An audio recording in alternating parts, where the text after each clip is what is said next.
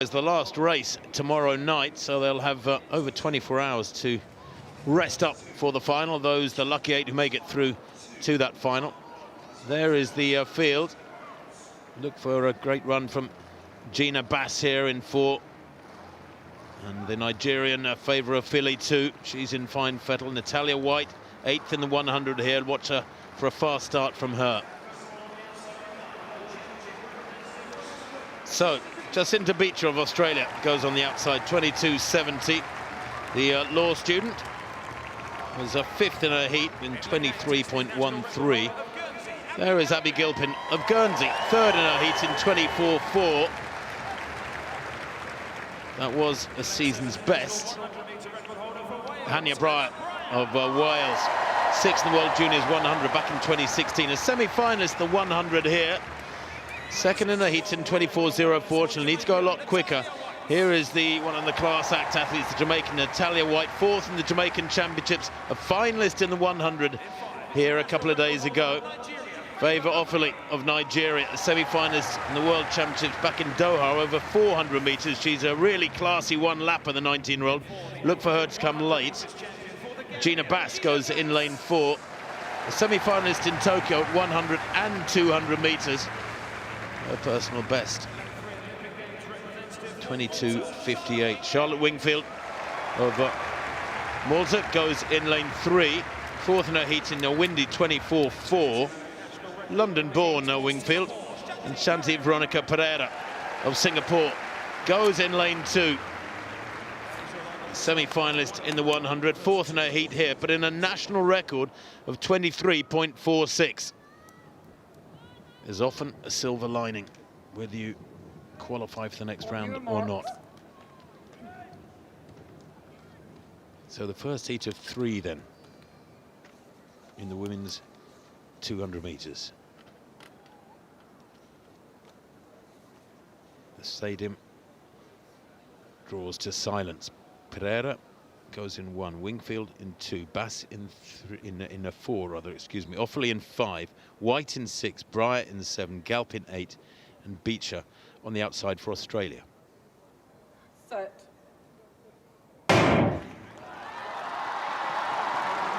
Away they go. Who's showing first? Really good running from Gina Bass in lane 4. Outside her, the Nigerian Offaly getting into a running now.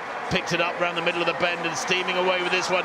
And looking very strong. She's powerful and she's long and she's rangy. It's only the first 2 who go through by right, remember. She's going to be fine as Offaly, but who's going to get second place? Desperately tight to the line there. And I think maybe Natalia White did enough, held her form through despite the desperate lunge of Gina Bass in lane 4. No doubting the winner, plus 1.9, the win behind it, that's a legal time. And the 22.66 for Offaly.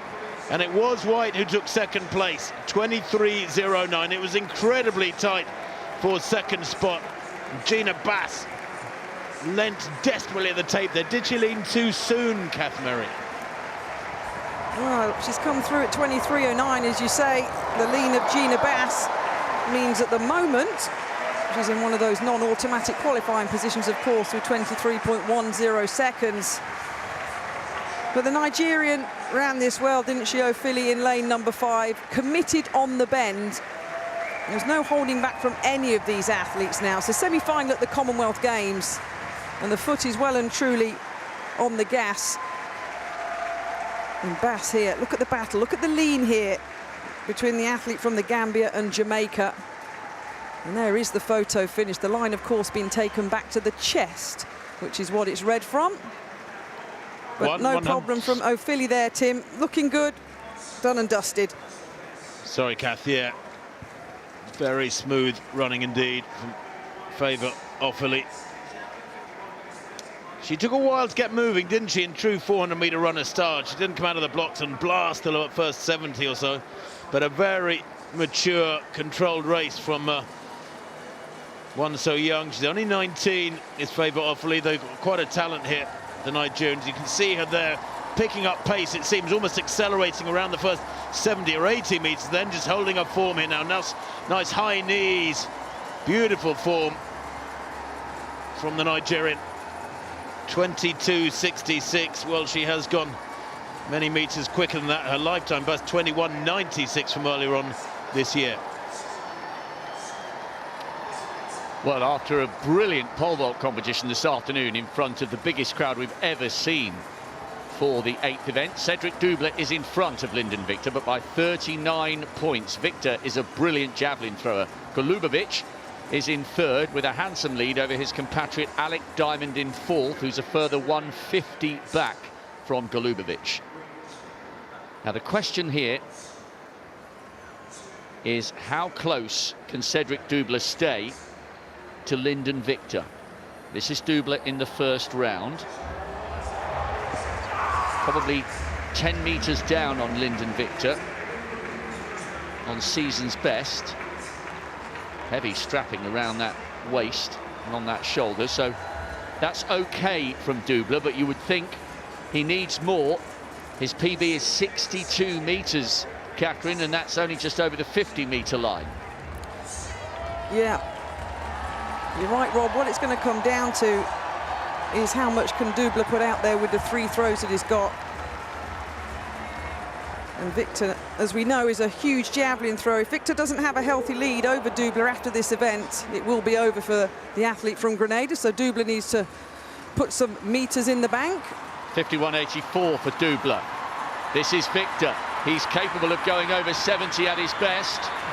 Oh, just shy of the 65-metre line. So there's the difference early on, and that puts a little bit of pressure on Double. It's not the best javelin throw we've ever seen from the reigning champion, but the Australian is under pressure here to limit the damage. There's only so fast, there's only so much that he can beat Victor by in the 1,500 metres. This has got to be a bridgeable gap, and that was decent by the Grenadian. 64.04, he's back in the lead, and with a handsome advantage.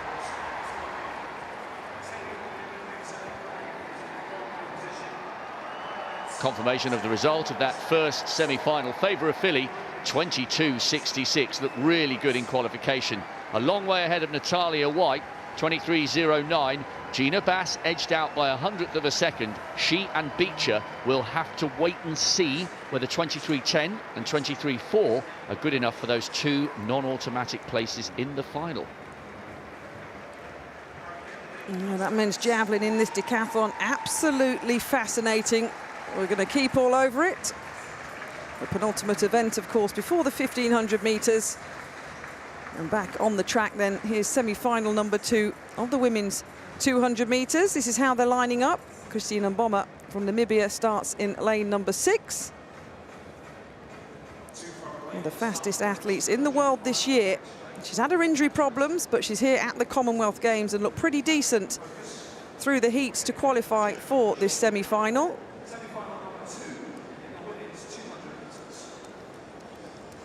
So first 2 guaranteed a place in the final. And Nyamahong of Uganda, their national champion, starts in lane number 9. A semi-finalist in the 100 metres here, just outside 24 seconds to qualify for this semi-final. Millicent Ndoro from Kenya. She'll start in lane number 8 in her 3rd Commonwealth Games. A semi-finalist in this event in 2018. Hima Das of India in lane number 7, the 8th fastest to qualify for these semi-finals. The Deputy Superintendent of the Police will line up in lane number 7. And here is Christine Mboma, 21.78 is a lifetime best. World number 4 this year, coming back from injury earlier in the season. And Jobvu of Zambia, 23.85 to qualify for this semi-final, ran in the heats of the Olympics over the 100 metres last year. Ella Connolly of Australia will start in 4 from Queensland.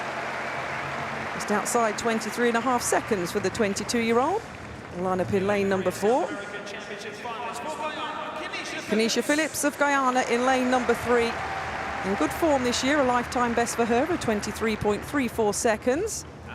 And completing the lineup, and Jado from the Gambia, 22.90 seconds this year. Born in Washington in the USA. She completes our lineup in the 2nd semi-final of 3. They're the current qualifiers by time, the 2 non-automatic qualifiers, Bass and Beecher from semi-final number 1. Christine Mboma looked good in the heat. Was the fastest in this heat from the first round, 6th fastest overall. The Olympic silver medalist starts in lane 6.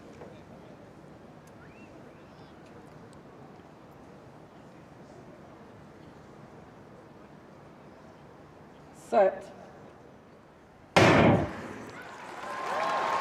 So Mboma out pretty well, as is the Australian Connolly in lane number 4. The Australian's running well here, under 23 seconds this year, remember. And the Australian will sweep into the home straight. Just the first 2 guaranteed a place in the final. But here comes the rocking and rolling style of Mboma, the 19-year-old. Is the Australian going to hang on? Maybe. There's a photo finish between her and Das of India in lane 7. But Christine Mboma, 22.93 seconds. She had that thigh injury back in May this year. And got back into training in late June. And after a 23.2 clocking in the heat, confirmed at 22.93 seconds, Rob. Good running there from Mboma. She's not quite back to that kind of sparkling form that took her to the world junior best last year of 21.78, as you quite rightly indicated. She's had some time out. Everyone was looking forward to seeing her finish the race in Nairobi, but that wasn't destined to be. I tell you what, Hima Das ran a brilliant bend. Watch the Indian, 3rd from the left-hand side. She actually put Mboma under a little bit of pressure because Das was running really well 3rd from the left. You quite rightly said Connolly was coming through up onto the shoulder of the Zambian and was actually leading off that bend. Mboma now showed a fair degree of composure to come away from the Australian. Das was only just edged out by Connolly, 23.41 to 23.42, but that means, unfortunately, Das of India will not be in the final because the 2 non-automatic times are still coming in the form of the Gambian Bass and the Australian Beecher from the first of the semi-finals. But Mboma doesn't look back to her best, but more than good enough to dominate that semi-final. Yeah, a bit of blowing for Christine Mboma. She'll be back tomorrow evening for that women's 200-metre final. And here is confirmation then. Christine Mboma, 22.93. Ella Connolly holding off Hima Das of India for the 2nd automatic spot. We're going to leave the Alexandra Stadium for good reason, as it's women's hockey semi-final time once again here on Red Button. Athletics continues on BBC One and uninterrupted on BBC iPlayer. We're off to the University of Birmingham Hockey Centre. Earlier, England booked their place in Sunday's gold medal match, beating New Zealand in a shootout. Now it's Australia, champions at 3 of the last 4 games, taking on India, who finished 4th in 2018.